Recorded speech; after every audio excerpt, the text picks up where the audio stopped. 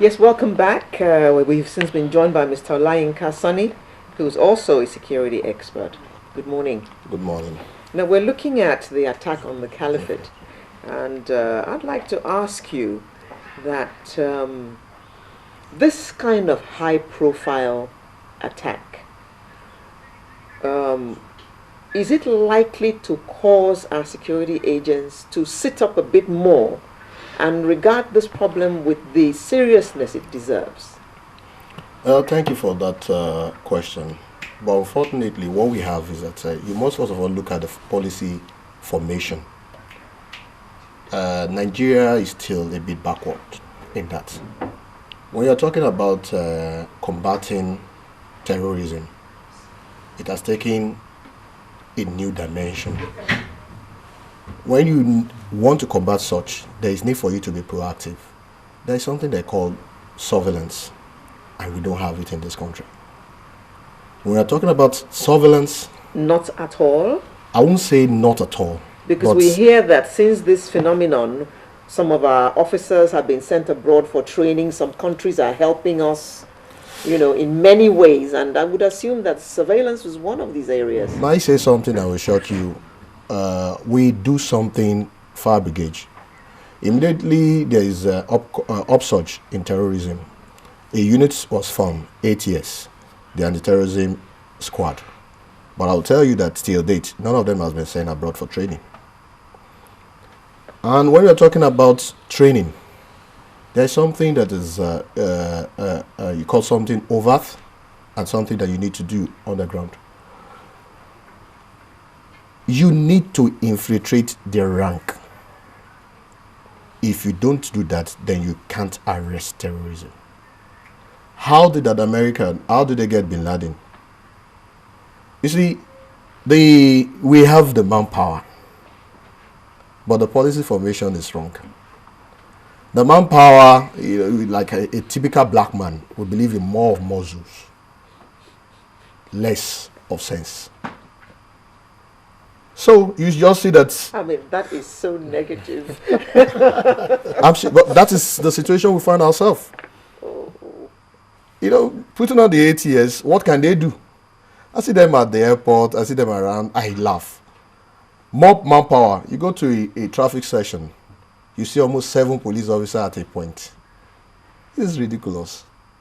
It shows that they don't have anything to do. Unfortunately, we have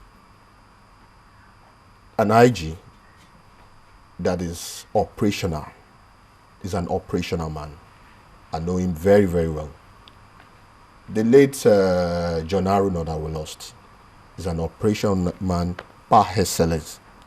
I don't know if we can have a replacement for him. But right now, what they need to do is, Alele Williams did something like that in Uniben when courtesan was so rampant. And what they did was that they sent SSS in, police in. They were employed, they get into 100 level as students. And they join the courts. And as they join the courts, when they are doing initiation, you arrest mass, you nip it. For almost about 3, 4, 5 years, there was nothing like courtesan. Because you are able to catch the real person. But you catch the people that were sent. The real sender is somewhere. And some of them can be traced to being in government parastatal. But to get them and to really operate, it's like you are diagnosed for cancer. You must get to the root of it. It's either it's being cut off. Do you think there's a will within government to nip this, to fight this aggressively?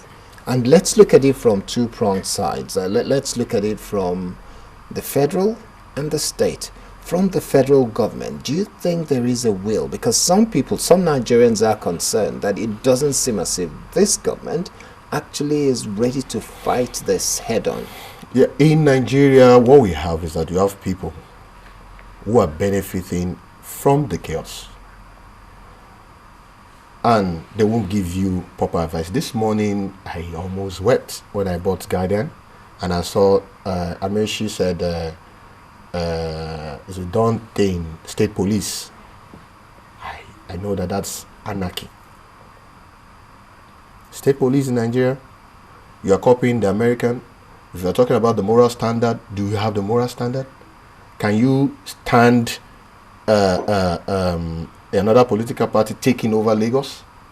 Let's use the last local government election that took place as as a test. I know, for example, in Moson-Okonla, the electorate were disenfranchised because they know that they will lose. At a polling unit where you have 1,000 registered voters, 50-50 ballot papers were bought. And this political party tells their member to quickly go out and this thing. Because what happened? You have somebody like in charge of the local of the election. Do you understand what I'm saying? Let's use that as the governor of the state. So the issue is that he who paid the pipers dictates the tune. So some people somewhere, the politicians, for their own selfish reason, they want to be in power at all costs. And that's why they are advocating. It's not that they love Nigeria. The will is not there. We are still being deceitful.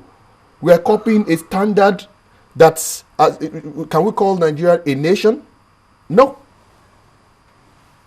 We are still evolving. It's not yet a nation. We are saying we've not yet... You call it a nation is where you'll be able to speak with one mind. The willpower is not there. From the state level, everyone that is in government now wants to still remain there. And he will do anything to remain there, including employing some of these terrorists. Okay. Now, some of the tweets that's coming through, because we monitor what people are saying, just to understand what Nigerians are feeling. One of them is from a gentleman called Tokpe Olualabi. He's saying our leaders should tackle poverty and ensure that the citizens see and feel governance.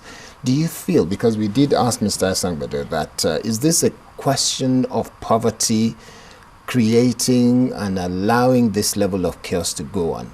Do you think that poverty is a major issue in the crisis that we're facing at the moment? Now, if you study issues that leads to about terrorism, poverty are part of it. But you see, terrorists, now what they're trying to do is that they're trying to change the... they're trying to evolve a culture. They're trying to change a policy, international policy.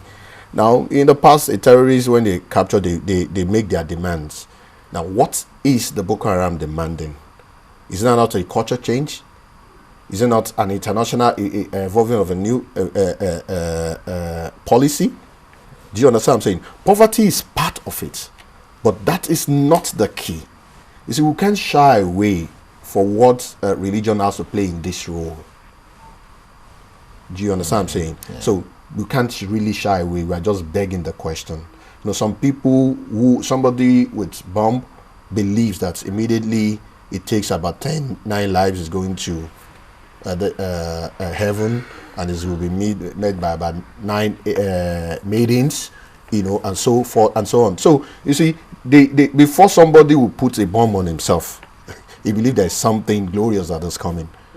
Do you understand what I'm saying? So from this thing, you need to orientate them that that's not what Islam is all about. You need to get them, and to do that, poverty is part of it. I'm not shying away from it, but that's not really the major. Now, in the north, you find something that is different from that of the south. The northern rich man believes more that he and his family need to be rich, while the lower rank needs to come all the time and do rank a day, and that's what is happening over there, because they are going to need them later on when it's time to cause chaos and everything. Those are the almongeries that are sent out. Now, if you can capture these almongeries, you know, send them to schools, try to change their thinking, definitely you'll be able. But the major thing that we need in Nigeria is this: enough of having the police with pot bellies. If you're an average policeman, you are telling him that you are sending him to Maduguri, some of them will run to you and say, okay, I've been in the district, can you get me rid? I said, that's police work. Why don't you want to go to Maduguri but you want to come to Lagos? Every one of them is running from the where you have this thing. They want to come to Lagos.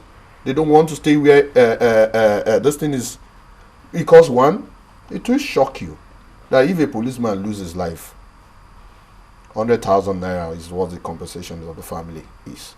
So society, they serve the kind of police it has.